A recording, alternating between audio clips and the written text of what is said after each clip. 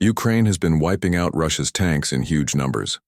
As of October 14th, a staggering 11,256 of them have been eliminated, according to Ukraine's Ministry of Finance.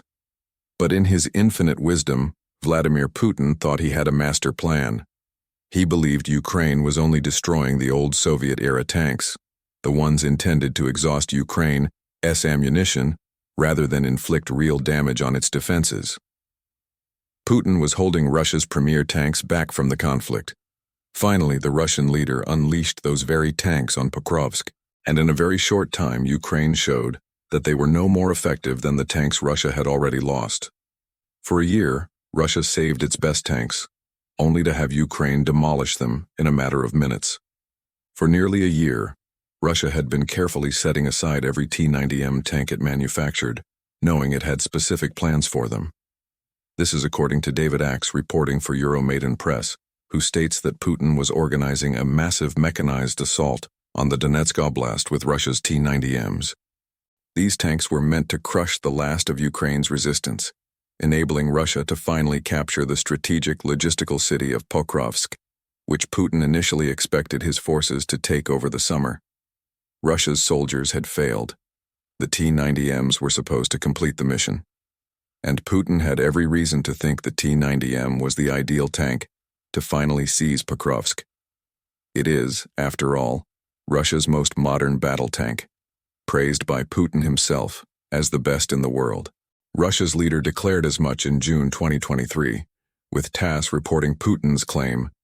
It can be said today that the T-90M ProRiv is the world's best tank.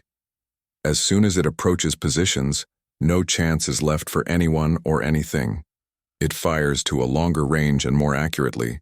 It also has better protection. Keep that statement in mind. On October 9th, Ukraine proved it wrong in a devastating way. The reported specifications for the T-90M certainly appear to support Putin's claims.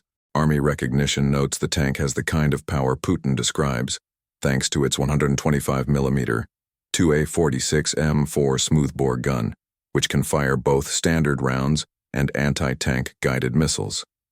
That gun, depending on the ammunition used, can engage targets up to about 13,120 feet away, while its missiles travel even farther, 16,400 feet, using a laser beam riding guidance system. When you add a PKT 7.62mm coaxial machine gun to the package, you get a tank that can tear through infantry and take out almost any armor it encounters. Or at least that's what Russia claims. It's also a reasonably agile tank. The T-90M can reach a top speed of around 37.2 miles per hour and has a range of 341 miles before needing to refuel. Russia has the option to attach a pair of diesel fuel tanks under the rear of the hull, enabling refueling in the field and potentially extending this maximum range. Its protection is provided by the relict system, a type of explosive reactive armor designed to shield the T-90M's front and turret from blasts. Russia also equips the tank's hull and rear with a Q-net armor kit, meant to protect it from rocket-propelled grenades. On paper, it all adds up to a formidable tank. Putin's issue is straightforward. What appears great on paper doesn't always perform well when tested on the battlefield.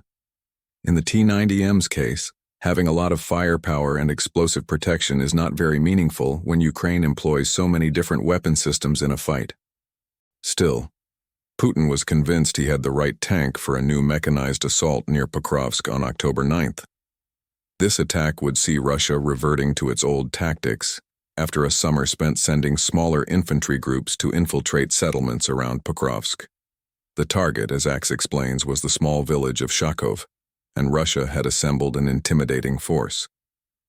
This village, situated about 12.4 miles north of Pokrovsk, was to be attacked by 36 Russian tanks, many of them T-90Ms and armored fighting vehicles, along with 40 motorcycle troops.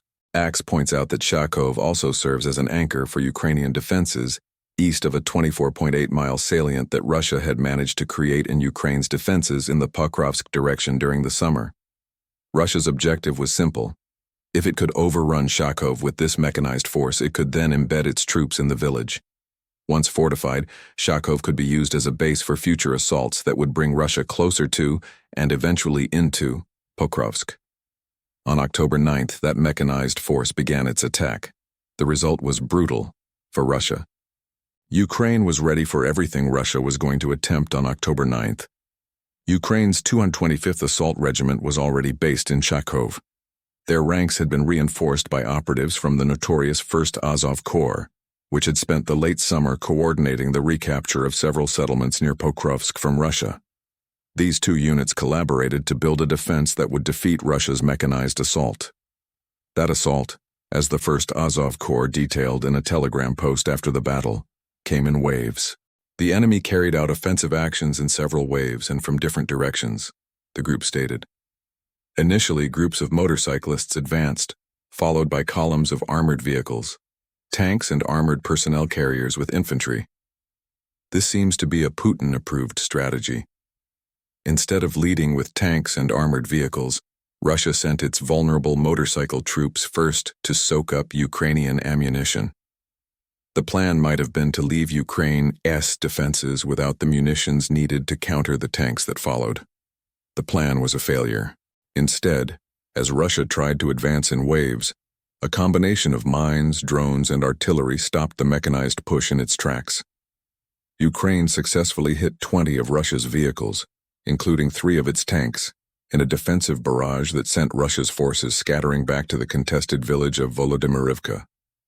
That village, located just south of Charkov, was then targeted throughout the night of October 9th and into October 10th by Ukrainian bomber drones, sent to eliminate any survivors. By the end of the night, no Russian forces remained in Volodymyrivka, and the numbers are terrible reading for Putin. By the assault's conclusion, Russia had lost 3 tanks, 16 armored fighting vehicles, and 41 motorcycles. The 1st Azov Corps also reports that 2 more light vehicles were destroyed.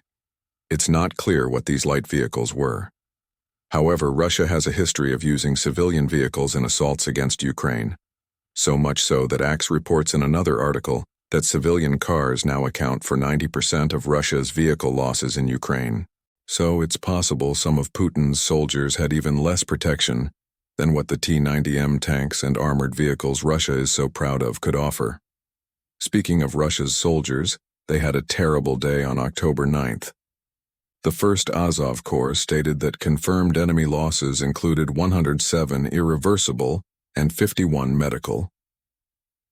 We can infer this means 107 killed and 51 wounded, which is the majority of the troops Russia committed to the Charkov assault. Axe adds that it's uncertain which of Russia's units were assigned to the mechanized assault. However, it is possible the soldiers were from the 5 Marine brigades Russia sent to Pokrovsk to counter Ukraine's deployment of the 1st Azov Corps in the area.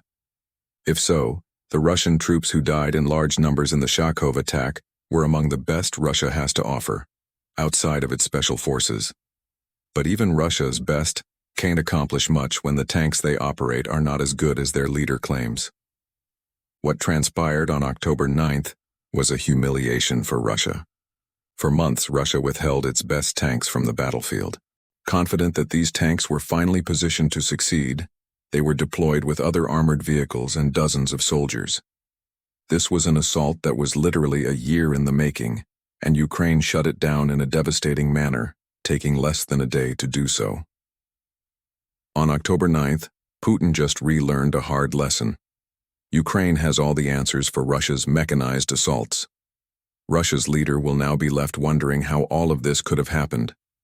And the answer lies with the very tank he has revered for so long. The reality Putin is now confronting is that the T-90M is nothing like the tank he claims it is. Rather, it's just another Soviet-era relic that has been given a modern facelift and is being paraded as the world's premier battle tank, even as the results prove it doesn't merit that title. The T-90M is merely a symptom of Russia's overconfidence in the outdated technology it continues to use. That overconfidence was on full display as recently as May 2025.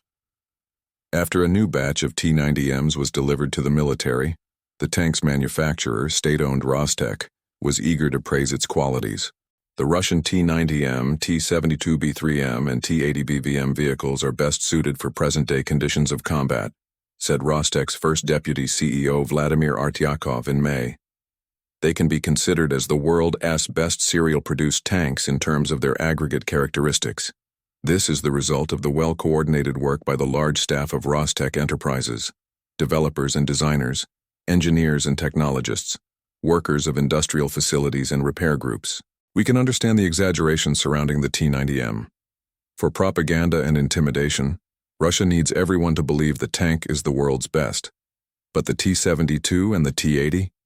The old tanks that Ukraine has been destroying by the hundreds since Putin began his invasion?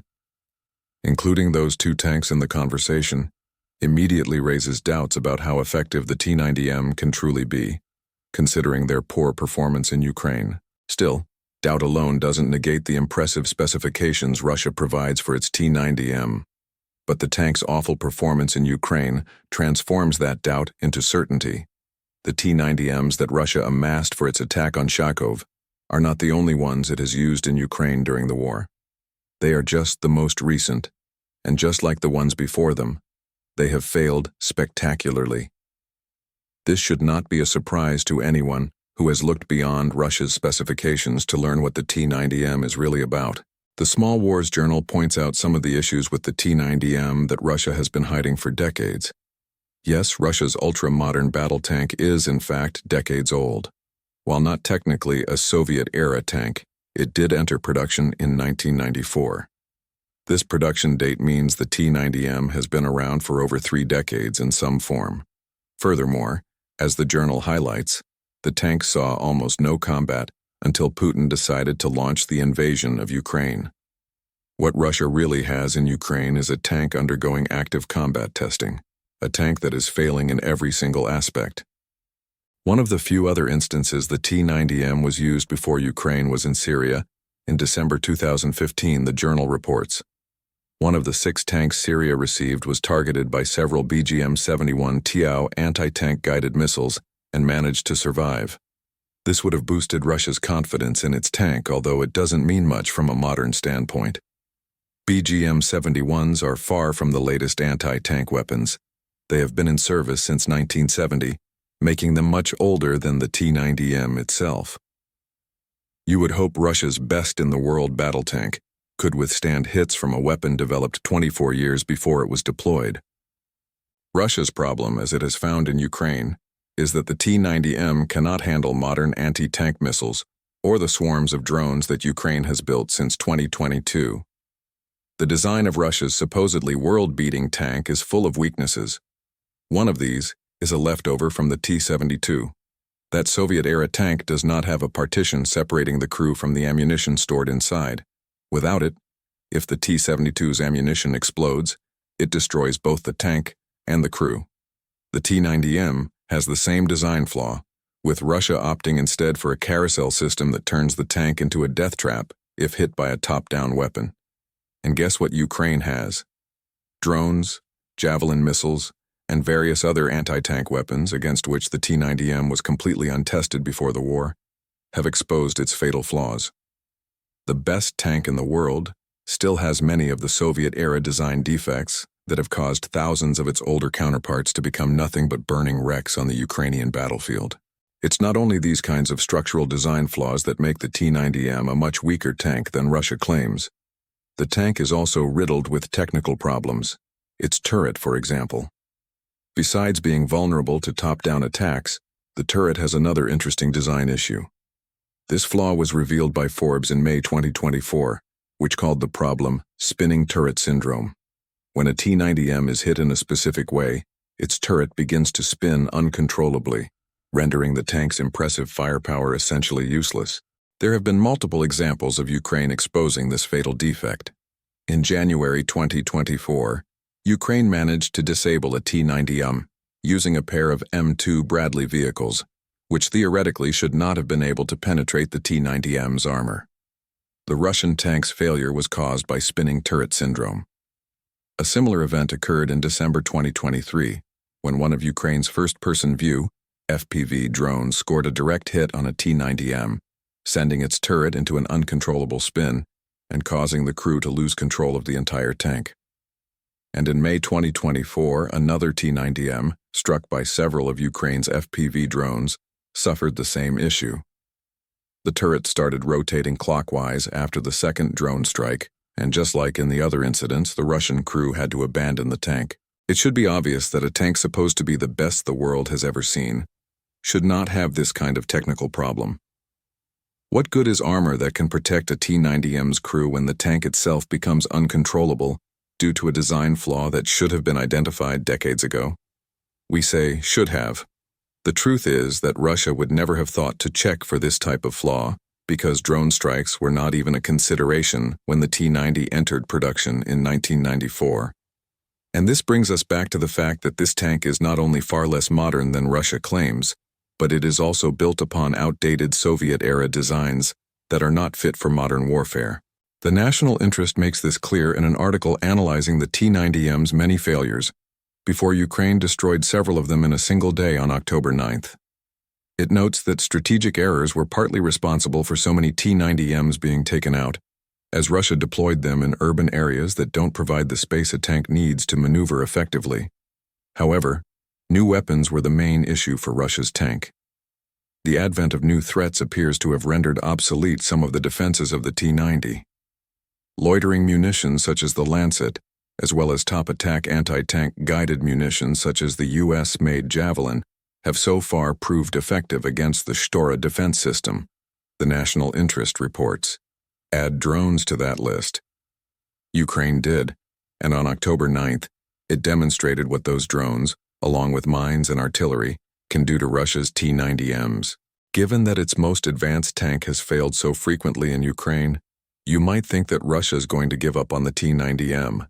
You would be mistaken.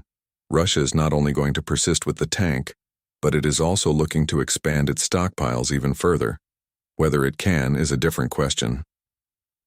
In June, United 24 media reported that Russia was significantly increasing the production of the T-90M.